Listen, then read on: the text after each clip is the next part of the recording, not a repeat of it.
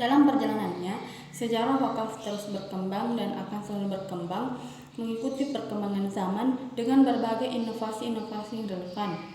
Sejarah peradaban Islam mencatat bahwa wakaf pertama kali dilakukan oleh Rasulullah SAW ketika membangun Masjid Quba di Madinah. Wakaf kedua adalah Masjid Dar Al-Hijrah di Madinah yang dibangun Rasulullah SAW. Namun, menurut versi yang berbeda, wakaf pertama adalah merupakan wakaf yang dilakukan Rasulullah SAW setelah mengambil alih kepemilikan 7 buah kebun milik seorang Mukhairaj atau orang Yahudi yang terbunuh ketika perang Uhud dan berpihak kepada Muslim. Peristiwa wakaf ini kemudian diikuti oleh Umar bin Khattab serta sahabat-sahabat yang lain seperti Abu Bakar, Utsman, Ali, dan sahabat lainnya. Pada periode Abbasiyah, harta wakaf dan hasil-hasilnya tidak ditampung di Baitul Mal, namun dikelola oleh seorang qadi yang selalu diawasi. Pada periode Abbasiyah tersebut, kemudian dibentuk Baitul Mal khusus untuk pengelolaan wakaf. Pada tahun 1922, telah terdapat wakaf di Indonesia yang berasal dari Islam yaitu Aceh, Gayo, Tapanuli, Jambi, Palembang, Bengkulu, Minahasa, Gorontalo yang berada di Pulau Sulawesi, Lombok, Jawa Timur, Jawa Tengah, dan Jawa Barat. Nama benda yang diwakafkan berbeda-beda, misalnya di Aceh disebut wakeu, di Gayo disebut wokos, dan di Payakumbuh disebut ibah.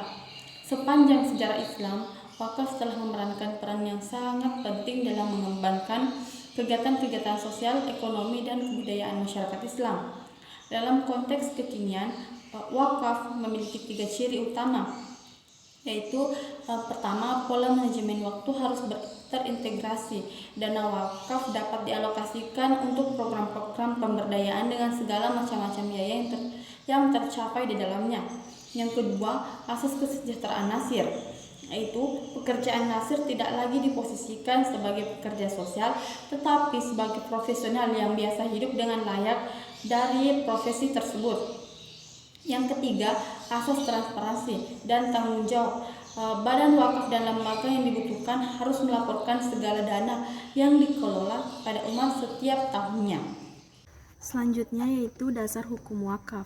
Secara umum tidak terdapat ayat Al-Quran yang menerangkan konsep wakaf secara jelas, dikarenakan wakaf adalah termasuk golongan infak di jalan Allah Subhanahu wa Ta'ala. Maka dasar yang digunakan oleh para ulama dalam menjelaskan dan menerangkan konsep wakaf ini berdasarkan pada keumuman ayat-ayat Al-Quran berkenaan dengan infak. Di antaranya pada surah Al-Baqarah ayat 267. Artinya, hai orang-orang yang beriman, nafkahkanlah di jalan Allah sebagian dari hasil usahamu yang baik-baik dan sebagian dari apa yang kami keluarkan, kamu menafkahkan daripadanya. Padahal kamu sendiri tidak mau mengambilnya, melain dengan memincangkan mata terhadapnya. Dan ketahuilah bahwa Allah Maha Kaya lagi Maha Terpuji. Dan konteks kenegaraan, pemerintah Republik Indonesia telah menetapkan undang-undang khusus mengatur tentang perwakafan di Indonesia, yaitu Undang-Undang Nomor 41 Tahun 2004 tentang wakaf.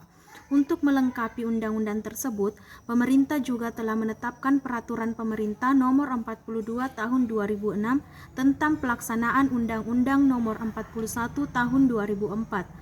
Dalam wakaf terdapat rukun syarat yang harus dipenuhi agar amalan ini sesuai dengan aturan agama Islam.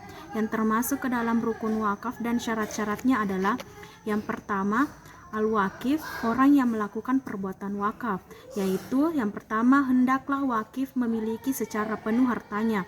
Kedua, berakal dan dalam keadaan sehat rohaninya. Tiga, balik. Keempat, orang yang mampu bertindak secara hukum.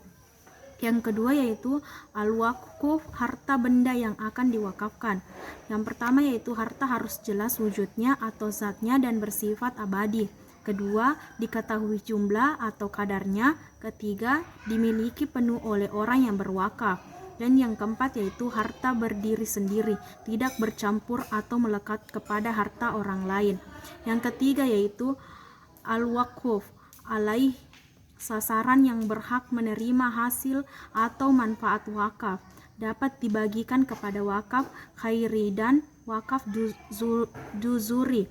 Wakaf khairi dan wakaf ini di mana al-wakif tidak membatasi sasaran wakafnya untuk pihak tertentu, tetapi untuk kepentingan umum. Wakaf zuhuri adalah wakaf yang al-wakif membatasi sasaran wakafnya untuk pihak tertentu, yaitu keluarga keturunannya. Dan yang keempat yaitu sikha, pertanyaan pemberian wakaf, baik secara lafaz, tulisan maupun isyarat. Yang pertama yaitu ucapan mengandung kata-kata yang menunjukkan kekalnya amalan wakaf tersebut. Kedua, ucapan direalisasikan segera. Ketiga, ucapan bersifat pasti. Dan yang keempat yaitu ucapan tersebut tidak diikuti oleh syarat yang membatalkan amalan wakaf. Selanjutnya yaitu konsep wakaf tunai. Kalangan ulama fikih masih kerap kali memperdebatkan apa hukumnya mewakafkan uang tunai. Ada yang membolehkan dan ada pula yang tidak membolehkan berwakaf dengan uang tunai. Hal ini disebabkan oleh cara yang biasa dipakai oleh masyarakat dalam mengembangkan harta wakaf berkisar hanya pada penyewaan harta wakaf, seperti tanah, gedung, rumah, dan sejenisnya. Di antara alasan beberapa ulama tidak membolehkan berwakaf uang yaitu: yang pertama, uang bisa habis zatnya dalam sekali pakai.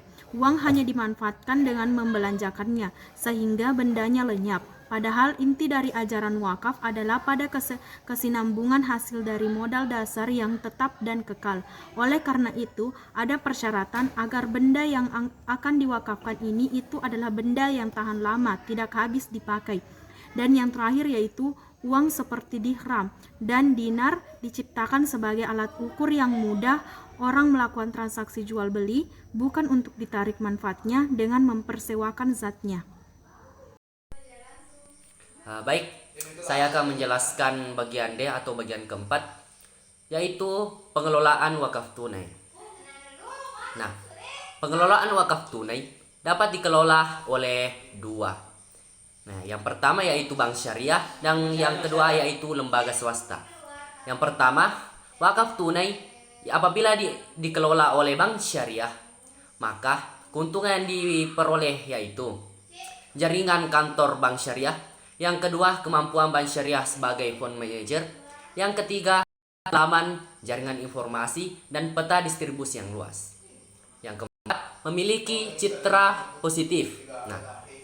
Nah, yang kedua, wakaf tunai apabila dikelola oleh swasta. Nah, keuntungan yang diperoleh dari itu, yang pertama, solusi sesuai dengan kebutuhan masyarakat. Yang kedua, ada kontrol langsung dari masyarakat. Dan yang ketiga, meningkatkan solidaritas masyarakat. Itulah yang saya sempat jelaskan. Assalamualaikum warahmatullahi wabarakatuh.